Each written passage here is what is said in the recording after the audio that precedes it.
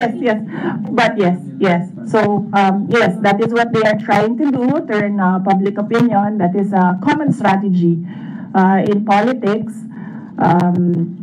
Black propaganda and everything. Will it hurt my chances? I'm not yet a candidate.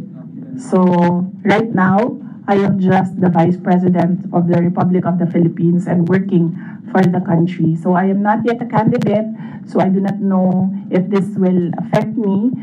Maybe my decision in 2026 will consider what is happening right now, but I cannot really say with finality what will be the considerations for me to decide to run for president. As I said, just give me the last quarter of 2026. I think that is the best time for any presidential candidate to decide to run.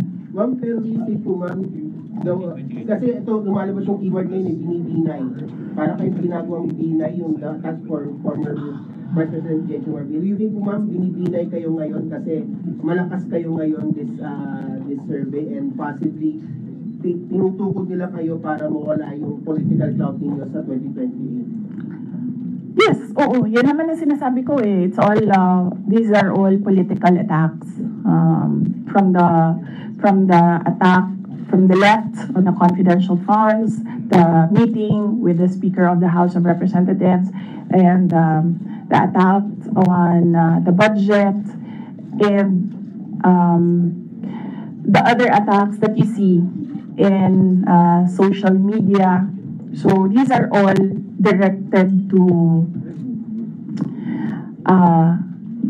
remove me from the race, yes, and then of course remove me from office.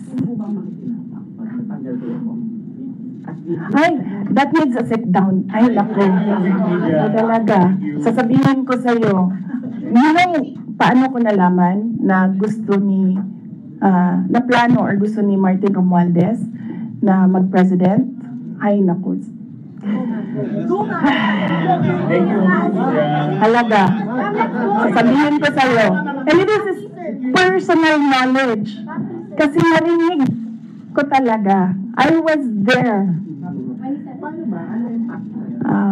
So, kaya alam ko sa simula pa lang, nung narinig ko yun, okay. Wala lang din sa akin yon. Kasi lahat naman pwedeng